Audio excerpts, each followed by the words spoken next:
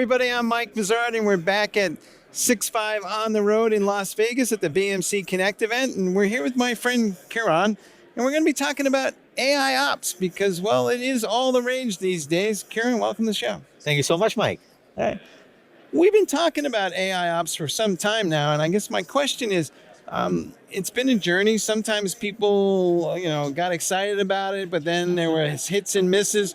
Where are we right now in the maturity of the concept? So I think we're definitely at a point, Mike, where it's starting to get real. It's starting to get real where customers are seeing value out of it, real business outcomes. Some of our customers last week in Stockholm talked about they reducing their incidents by almost 85% compared to just 6 months back. We are seeing customers who are able to reduce the time it takes them to respond to an incident significantly. In the morning, I'm not sure if you saw Ali talk about it's now taking from months just to few minutes to be able to get changes done in the environment. All of that is AIOps. And I think I said, it's exciting times. There's still some way to go as we mature it and completely industrialize it. But I do feel we're doing a great job there and BMC is up top there in that area. There's an old AI joke about it's one thing to be wrong, it's another thing to be wrong at scale. You guys have brought out some new tools that kind of help me figure out what the risk is for change. So walk us through that. Absolutely. So this is what's the problem that we're trying to solve here? With DevOps and a lot of automation going in there, customers, organizations are making changes to their production environments, sometimes hundreds of times a day. It's a long, laborious task, but at the same time, it's very risky as well because if you see, more than 2/3 of outages that you typically see in customer environments are because of an incorrect change that was triggered, whether scheduled or unscheduled. So what does Change Risk Advisor within our AIOps tool do today? AIOps is getting data not just about metrics, about events, about services, but it's also getting information about incidents, all the tickets that are out there. So we're doing two things with our Change Risk Advisor. Number one, looking at the service management data. So what kind of changes were similar to this change that has been submitted? That's number one.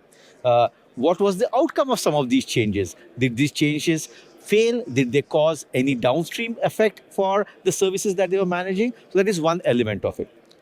Now, what is AIOps bringing to table is a dynamic service model. So we are able to map the CIs, both the hardware assets as well as the software CIs, into a business service model and give a view to the user of what is the context. So your server is connected to a network device, the network device is connected to an edge router, and so on and so forth. Now, what we are able to do is, once you get a change request, we are able to map the change for the CI onto the service model. And then you're able to determine what would be the business impact of that change. So not only are you looking at the past data, historical data, but now you're looking at the potential real-time impact to a service. So we have had scenarios in our pilot customers where 3 changes are affecting the same service at the same time. We were able to uncover that as part of our beta testing. Now, what does this mean? Those are risky changes. We would want to take some time, assess those, maybe get them through a cab, and then approve them. There might be simpler changes, which are just not as risky, and then you could just automate that and improve the speed of how changes are made to the environment. So that's what we're trying to get to, both the historical element as well as the context of the business service there, Mike.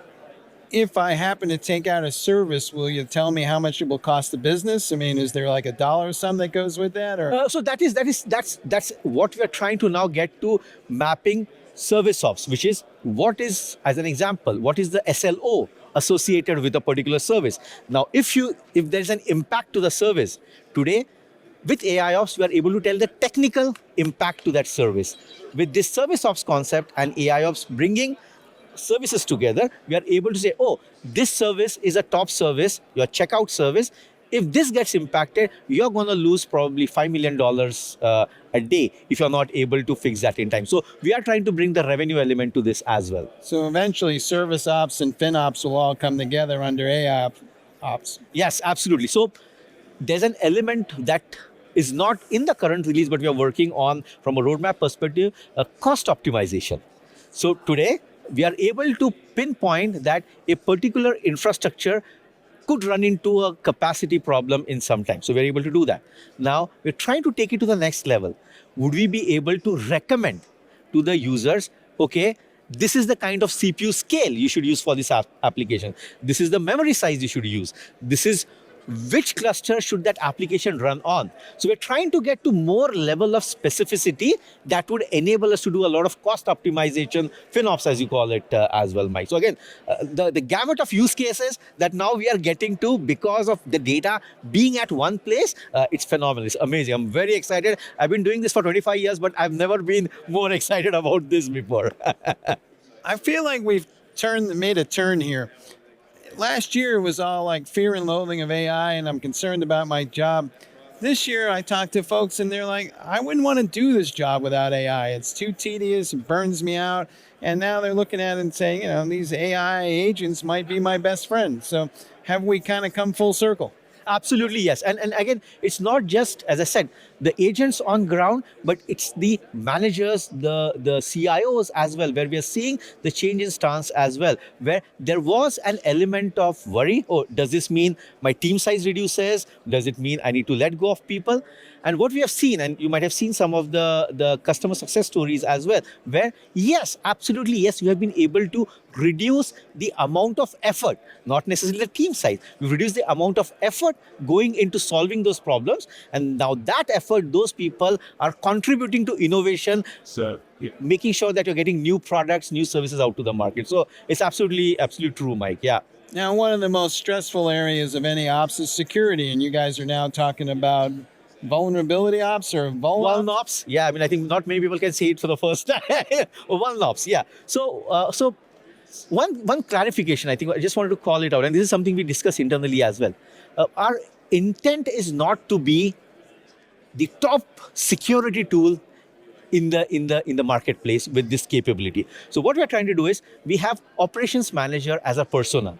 And what is that operations manager trying to do? The operations manager is trying to get all the relevant data that could impact the IT assets, the business services that they are responsible for. Now, as we are looking at all the adjacent data, vulnerabilities, some of the security information is a very, very natural extension to getting that data. So what we're trying to do, we're trying to get that data from Tenable, rapid source data tools that have this data already. So we're integrating with those tools, getting the data. Now, what is the value that we are providing with this solution, Vulnops? Because of the service model that I talked about earlier, now we are able to take the vulnerability and map, okay, vulnerability number 1 has impact on checkout service. Vulnerability number 2 has an impact on payroll service. So which service is more important? So we'll be able to assist our security colleagues, working closely with our operation colleagues, the SecOps world, where we're able to prioritize some of those vulnerabilities, because the vulnerabilities are in hundreds, sometimes thousands as well. That's first element. Second, using our Helix GPT, we are able to provide recommendations on how to fix some of those vulnerabilities as well, including generating code. So we are able to generate Ansible or Perl code that the users can just automatically run and get some updates done as well. All right, folks, you heard it here. AI Ops, it's all about reducing everybody's stress. You've been watching 6.5 on the road in Las Vegas. Kiran, thanks for being on the show. Thank you so much, Mike. All right, we have a ton of other episodes to check out, so by all means, go through that list because you're going to have more great conversations like this. We'll be back in a minute.